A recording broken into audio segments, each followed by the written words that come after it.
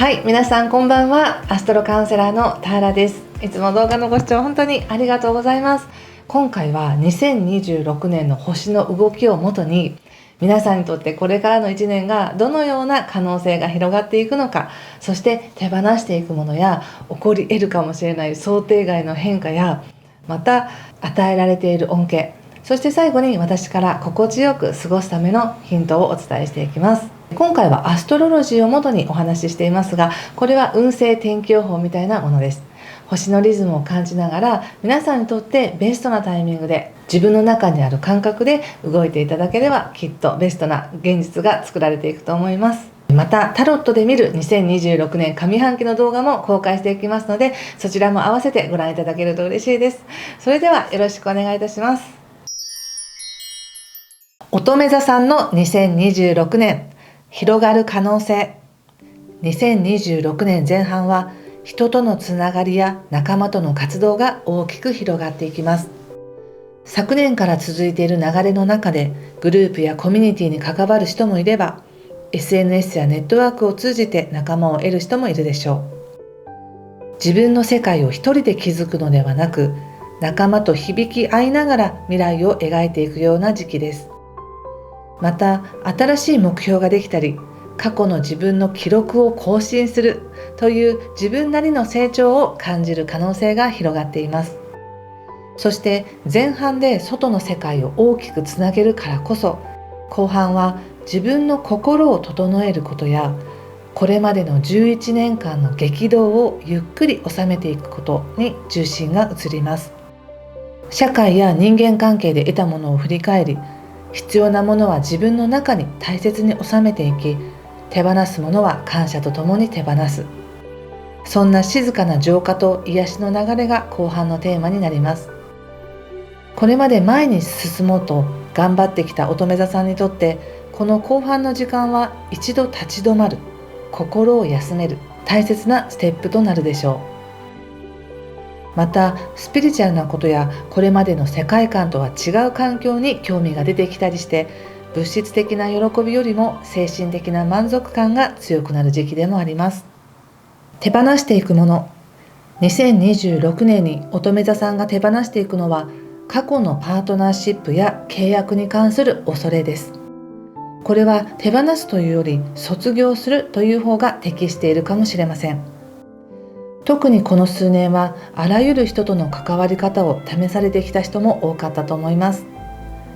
誰かとの関係や契約、信頼や裏切り、協力と依存、そうした学びを経て、これからは他者との絆に縛られすぎずに自分の力で生き、どのように協力していくのかに移行していきます。そして他人の目を気にしない学びが始まっていきます。本当に信頼できる関係性というのは、社会的に認められているとか、または公にできる関係性だけとは限りません。どういう立場であっても自分を信じ、相手を信じる。これまでの人間関係に関する恐れや疑いを手放していくからこそ、そんな崇高な経験ができるチャンスがあります。想定外の変化。環境や社会、親、上司など自分の環境に強く影響していた人や経営者に突然の変化が起こるかもしれません。それによって自分が見えていた世界観が変わってきます。これは2025年7月から11月にも一時的に影響していたり、予兆として現れていたかもしれない流れですが、2026年春からは一気に本格化します。特に社会的立場、キャリア、理想とする世界に想定外の刺激が入り、これまで安定だと思っていた基盤に変化が訪れることがあります。このまま同じ場所で働き続けると思っていたのに、急に新しいチャンスが巡ってきたり、ヘッドハンティングにあったり、これまでの常識では考えられなかった働き方をすることになるかもしれません。新しいシステムやツールを取り入れることもあれば、これまで関わりのなかった分野の人たちとのご縁が広がることもあるでしょう。社会そのものの空気が変わり、それに伴って自分が担う役割もシフトしていきます。想定外のことが起こったとしても、それは乙女座さんを困らせるためではなく、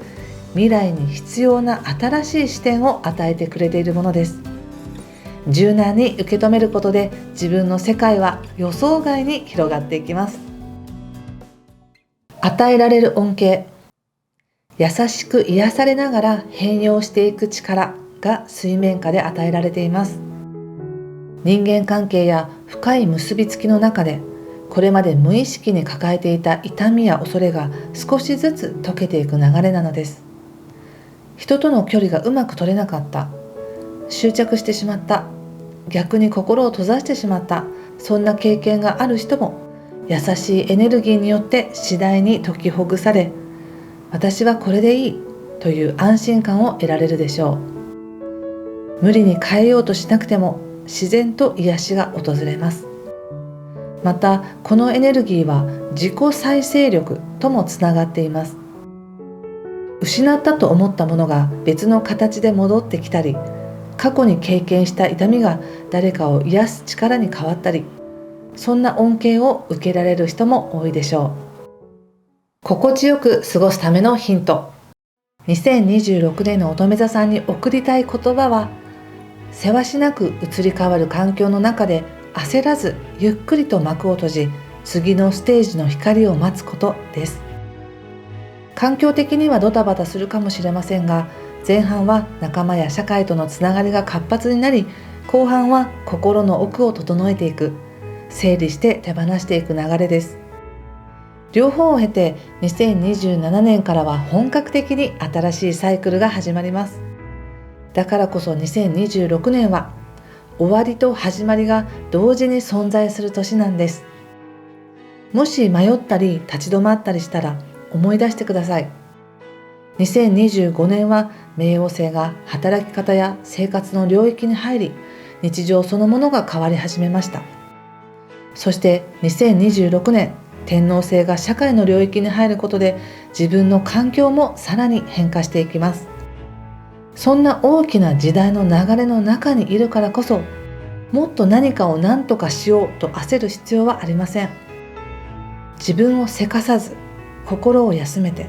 目に見えない導きを信じることで、気づけば新しい世界があなたを迎え入れているはずです。どうぞ安心して自分のペースで進んでください。最高に優しくて実り豊かな一年になりますように。